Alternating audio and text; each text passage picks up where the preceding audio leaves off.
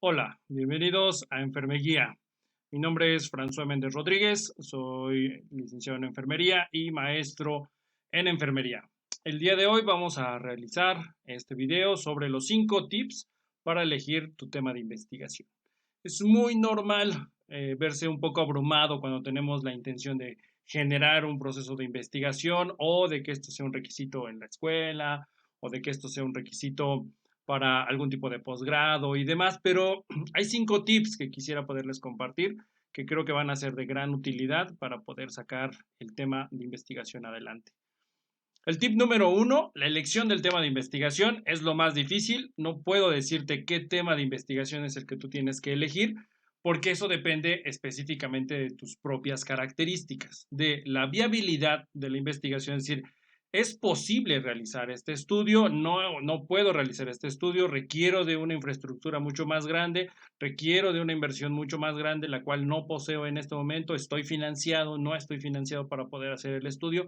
Eso determina la viabilidad de si puedo o no estudiar esto.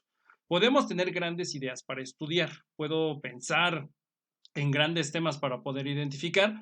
El problema es, ¿tengo acceso a esa información de los pacientes? ¿Tengo acceso a esa información de la base de datos? ¿El proceso ético que se va a llevar es el adecuado? Eso empieza a retrasarlo un poco. Debemos de ser conscientes que nuestra investigación debe ser capaz de realizarse.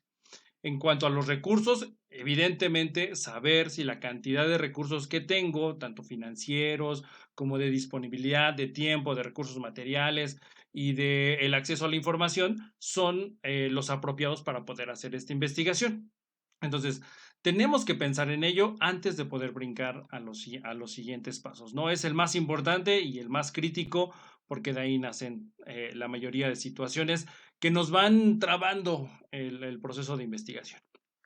El número 2, la desviación del tema de investigación. He tenido la oportunidad de revisar algunos estudios de investigación y es muy normal que la persona que quiere estudiar algo está investigando algo de lo cual no quiere estudiar o lo cual no es su tema de investigación. Es muy, muy normal.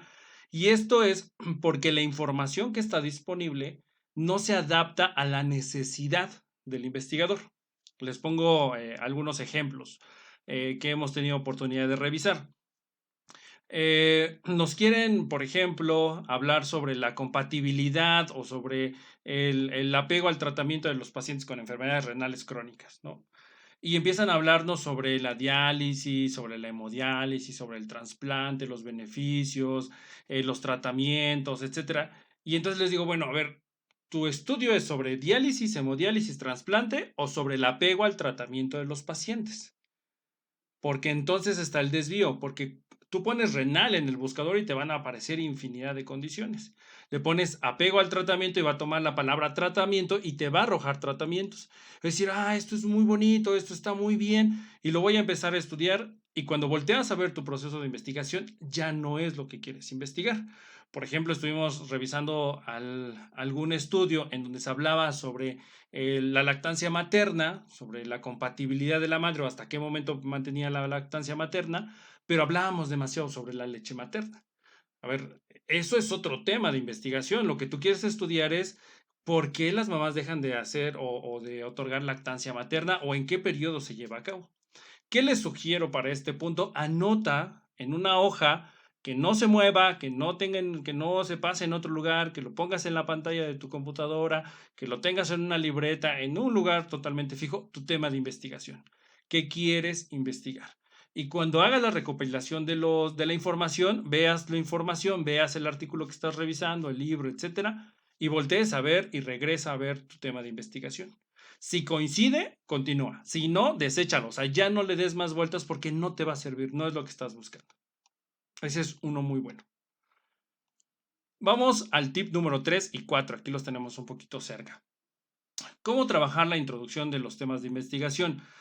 En realidad, un investigador, eh, cuando necesita generar los marcos referenciales, tanto del proceso de introducción que determina qué es lo que está sucediendo con lo que tú quieres investigar, ¿sí? ¿No? O sea, tanto como un problema como una solución, cuáles son las tendencias que existen sobre esta situación, todo investigador debe de poder agotar toda la información disponible que se encuentre sobre ese tema, porque eso genera mejor evidencia para la investigación que vamos a tener a través de nuestro marco de referencia y evidentemente de la introducción. Entonces hay que considerar condiciones internacionales, nacionales, en este caso podría ser de Latinoamérica, nacionales y locales. Eso es muy, muy importante.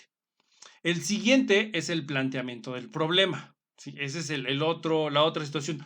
¿Por qué lo que voy a investigar realmente necesita ser investigado? O sea, ¿por qué lo que yo quiero indagar en las personas va a generar contenido nuevo o conocimiento nuevo o reafirmación del conocimiento o identificación de estándares o etcétera, etcétera? Todos los productos que se pueden generar de una investigación.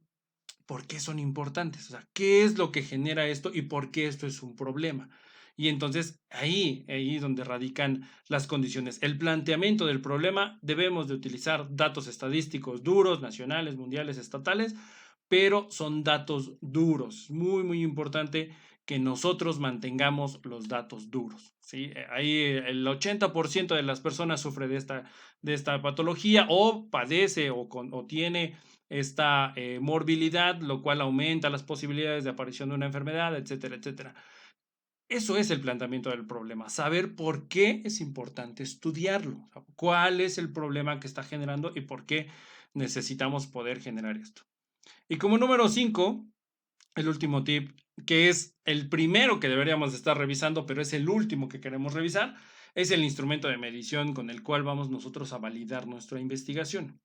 Un instrumento de medición te permite o está diseñado para poder evaluar tangiblemente lo que tú quieres investigar, ¿sí? O sea, yo quiero saber cuántas, cuántas mujeres se embarazan en una escuela, por ejemplo, bueno, hay mucha cantidad de investigaciones que podemos tener. Ahora, ¿cómo lo voy a medir? Bueno, voy a utilizar una encuesta para poder evaluar las tendencias que yo voy a estar buscando. Aquí lo importante es que el instrumento debe de estar validado, porque cuando llegas a la investigación y no tienes un instrumento que está validado, la investigación se va hacia atrás. Tienes que encontrar primero ese instrumento con qué voy a medir lo que yo quiero medir. Y existe o tenemos que verificar en el instrumento de medición un valor que se llama alfa de Cronbach. El alfa de Cronbach básicamente es un análisis matemático estadístico que se meten a los programas estadísticos, una encuesta que ha sido previamente validada por expertos, etcétera. Hay varias formas de poderlas validar y genera un valor numérico. El valor numérico, mientras más se acerque a uno, es mejor. Mientras más se aleje de uno, el valor tiene un sesgo mucho mayor. ¿Cómo es que se ven estas dos situaciones? El alfa de Cronbach menor de 0.500, que serían 0.400, 0.300, 0.200. Estos valores determinan que la encuesta de satisfacción, que el instrumento de medición, perdón, tiene demasiadas preguntas abiertas y tiene gran cantidad de sesgos. Por ejemplo, ¿usted desayuna?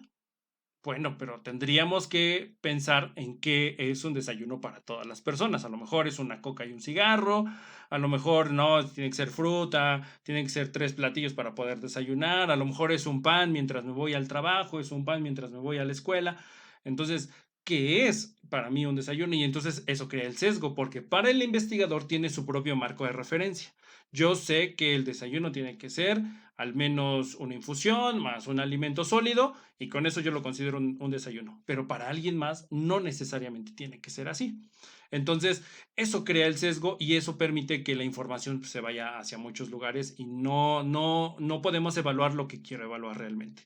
Y cuando son alfa de Cronbach de 1 o por arriba del punto 800, es como muchas cosas que siempre vemos en la vida. Es demasiado bueno para ser verdad.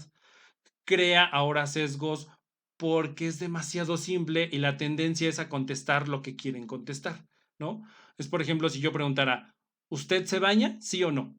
O sea, son preguntas dicotómicas nada más vamos a tener sí o no, son las que van a tener un alfa de Cronbach muy alto porque hay muy poco rango para poder equivocarnos.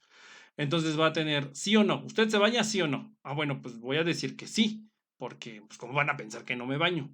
Entonces ya está predisponiendo a la persona a que tiene que contestar con base en lo que cree que el investigador quiere que conteste y no con la realidad. Entonces, no puede ser demasiado abierto, no puede ser puras preguntas abiertas y tampoco pueden ser puras preguntas dicotómicas porque eso no generaría un gran elemento. Importante, revisa el instrumento, verifica que esté validado. De hecho, hay investigaciones para validar instrumentos solamente, pero porque eso va a determinar gran proceso de lo que tienes que hacer. Nos vemos en la próxima.